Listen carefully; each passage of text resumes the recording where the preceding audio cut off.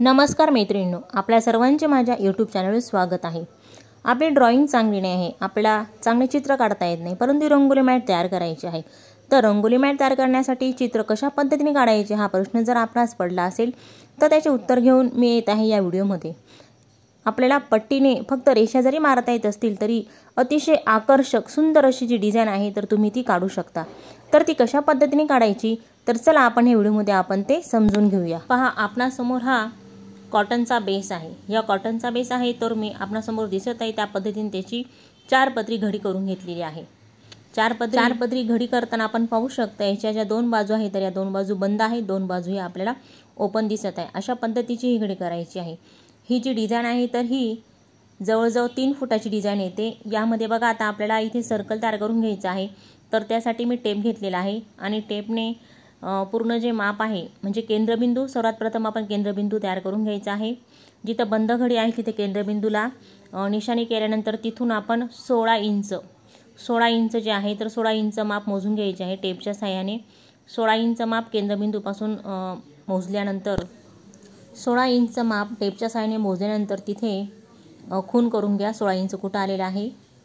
त्यानंतर पहा केंद्रबिंदूपासूनच आपल्याला 16 इंच माप घ्यायचे। अशा पद्धतीने पूर्ण जे सर्कल आहे म्हणजे जो पावभागामधलं जे सर्कल आहे ते पूर्ण जे आहे तर आपल्याला अशा पद्धतीने 16 इंच आहे तर तिथे निशाणी करून घ्यायची आहे।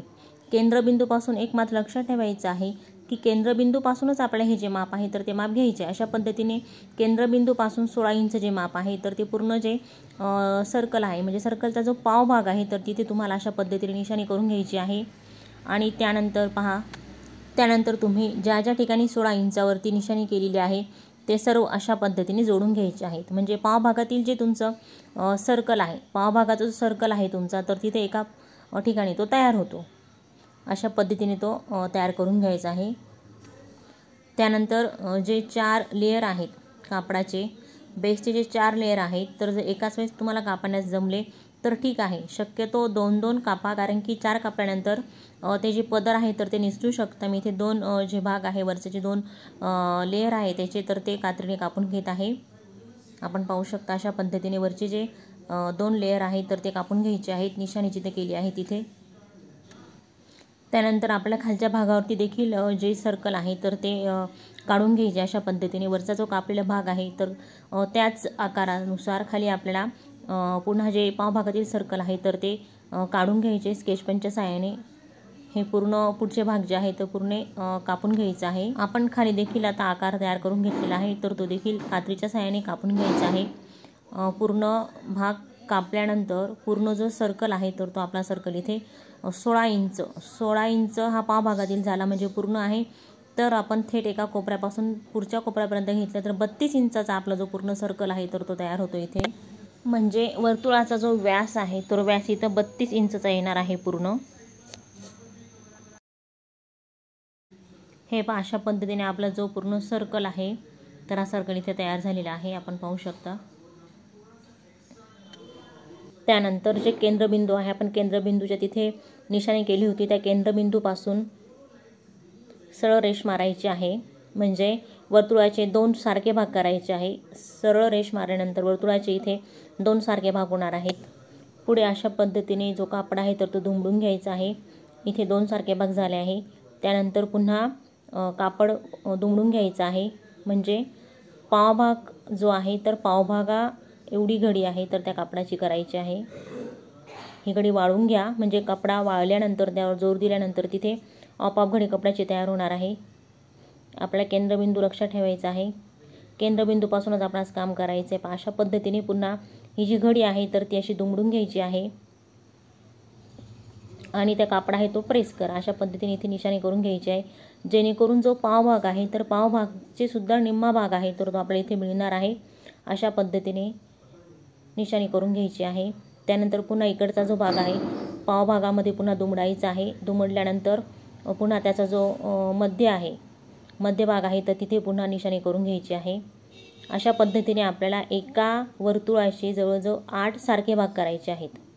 इथे आपल्याला कुठल्याही प्रकारची ड्रॉइंगची गरज नाही आहे। इथे आपण पट्टीचा वापर करून आणि फक्त कापड दुमडून त्याच्या सहाय्याने आपण इथे ही जी डिझाईन आहे तर अतिशय आकर्षक अशी डिझाईन आपण करू शकतो. हे अशा पद्धतीने ते जे भाग आहे तर ते भाग इथे आपण रेषेने जोडून घ्यायचे आहेत.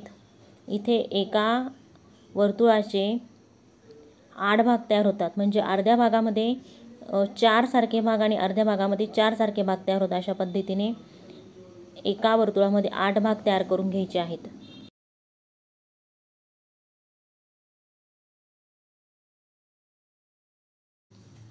आता केंद्रबिंदूपासून प्रत्येक आपण जी रेष घेतलेली आहे तर त्या रेषेपर्यंत 11 इंच माप घेऊन टेपच्या सहाय्याने तिथे आपल्याला निशाणी करून घ्यायची आहे. असे जे सर्व रेषा आपण केंद्रबिंदूपासून घेतलेल्या आहे त्या प्रत्येक रेषेवरती 11 इंचवरती आपल्याला निशाणी करून घ्यायची आहे. प्रत्येक भागावरती तर करायचीच आहे, परंतु त्यांच्या सेंटरला देखील अशा पद्धतीने आपल्याला 11 इंचवरती निशाणी करून घ्यायची आहे, जेणेकरून मध्ये देखील 11 इंचचा मध्ये देखील एक सर्कल तयार होईल.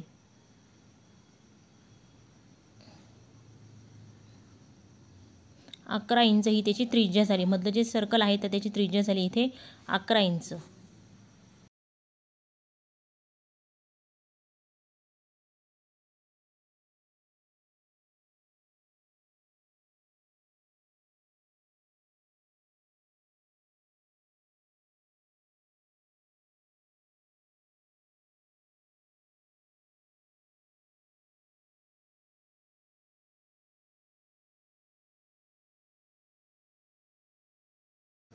त्यानंतर आपण हे जे 11 इंचवरती निशाणी केल्या होत्या तर त्या सर्व एकमेकांना जोडून अशा पद्धतीने मध्ये देखील एक सर्कल तयार करून घ्यायचा आहे. अशा पद्धतीने आपण बघू शकता. त्यानंतर पुन्हा आपण जे मध्ये आकार केलेले आहे तर ते अशा पद्धतीने दुमडून पुन्हा त्याचा मध्य आहे तर तो मध्य काढून घ्यायचा आहे. मध्ये जे आपण एक हाफ सर्कलमध्ये जे 4 भाग केलेले आहे तर त्या 4 भागाचा सेंटर पुन्हा काढून घ्यायचा आहे व केंद्रबिंदूपासून जिथं आपण निशाणी केलेली आहे सेंटरवरती तिथे अशा पद्धतीने ते जोडून घ्यायचे. आपण पाहू शकता अशा पद्धतीने पुन्हा मध्यबिंदू काढून केंद्रबिंदूपर्यंत तो जोडत न्यायचा आहे. आता मध्ये पुन्हा आपल्याला छोटं सर्कल तयार करायचं आहे तर केंद्रबिंदूवरती टेप ठेवून तिथून आपल्याला 3 इंचापर्यंत खूण करून घ्यायची. अशा पद्धतीने प्रत्येक ज्या रेषा मारलेल्या आहेत तर प्रत्येक रेषेवरती आपल्याला 3 इंचापर्यंत निशाणी करत न्यायची आणि मध्ये देखील अशा पद्धतीचे जे सर्कल आहे तर ते सर्कल आपल्याला छोटं सर्कल तयार करून घ्यायचं आहे व ज्या निशाणी केलेल्या आहे त्याच्यावरती आपण एकमेकांना त्या जोडून घ्यायच्या आहेत. त्यानंतर केंद्रबिंदूपासून 7.5 इंचावरती आपल्याला इथे खूण करायची आहे. 7.5 इंच.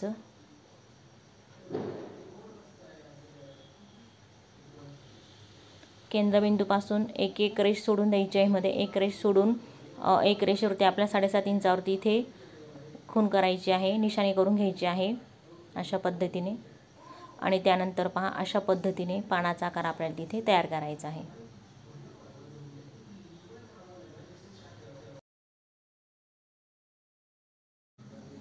त्यानंतर पहा अशा पद्धतीचे एक ताट घ्या की ज्या ताटाचा जो आकार आहे तर तो अशा पद्धतीने 2 भागांमध्ये परफेक्ट बसला पाहिजे आणि त्या ताटांच्या साईड अशा पद्धतीने जे बाजूचे डिझाईन आहे तर ते डिझाईनचा आकार इथे आपल्याला काढून घ्यायचा अशा पद्धतीने. पहा अशा पद्धतीने कुठल्याही प्रकारची ड्रॉइंग येत जरी नसेल तरी आपण फक्त पट्टीचा वापर करून आणि घरातील जे ताट आहे तर त्या ताटाचा वापर करून आपण सुंदर अशी डिझाईन तयार करू शकतो. पहा किती सुंदर अशी आपली डिझाईन तयार झालेली आहे. ह्या डिझाईनवर उलनचा वापर करून कशा पद्धतीने डिझाईन तयार करायची, रंगोली मॅट कशा पद्धतीने तयार करायची त्याचा देखील व्हिडिओ यूट्यूबवरती अपलोड केलेला आहे. तर नक्कीच तो व्हिडिओ पहा व सुंदर अशी उलन मॅट घरच्या घरी तयार करा. व्हिडिओ आवडल्यास लाईक, शेअर, सबस्क्राईब करायला विसरू नका.